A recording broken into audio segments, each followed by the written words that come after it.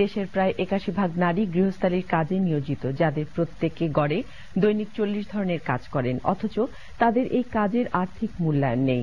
অর্থনীতিবিদরা বলছেন, গৃহস্থালির কাজে নিয়োজিত নারীদের আর্থিক মূল্য জিডিপিতে অন্তর্ভুক্ত করে হিসাব করলে অনেক আগেই বাংলাদেশ মধ্যমায়ের দেশে পরিণত হতো। তবে জাতিসংঘের হিসেব সংস্থার বাধ্যবাধকতার কারণে নারীর এই কাজকে জিডিপিতে অন্তর্ভুক্ত করা যাচ্ছে না। আন্তর্জাতিক নারী দিবসে নারীর গৃহস্থালির কাজের উপর এখন থাকছে মোহাম্মদ মুনিরুজ্জামান খানের একটি বিশেষ প্রতিবেদন।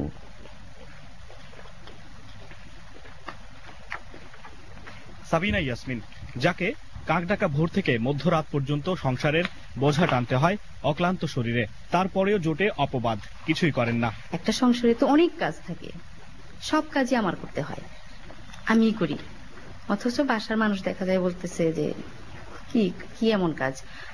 এমনকি ছেলে মেয়েরা হয়তো মনে করে যে আম্মু বাইরে যায় না, চাকরি করে না, কি কাজ করে। গৃহিণীদের সম্পর্কে দেশের চালচিত্র আঁকতে গিয়ে WD ট্রাস্টের পরিসংখ্যানও বলছে একই কথা। সংস্থাটির গবেষণায় দেখা যায়, গ্রামের একজন গৃহিণী যিনি অর্থনীতির পরিভাষায় কিছুই করেন না, তিনিও গড়ে দৈনিক ৪৫ ধরনের কাজ করে থাকেন।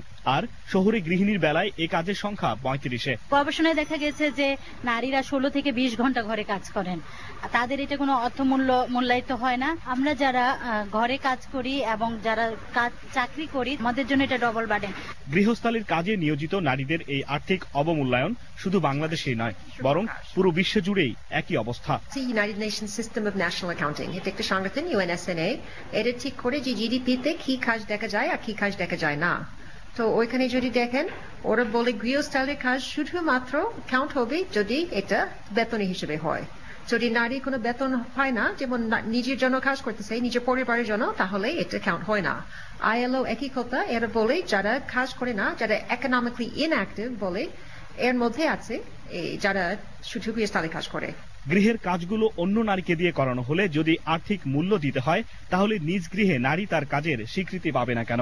দেখা যাচ্ছে একটা সমীক্ষাতে প্রায় ৮১% নারী বাংলাদেশের যারা গৃহস্থালী কাজ করেন, এর মধ্যে অনেকে বাইরেও কাজ করেন, ভেতরেও কাজ করেন, অনেকে শুধু ভেতরে কাজ করেন। এই পারিবারিক যে আয়, সেখানেও তাদের অবদান অনেক বেশি।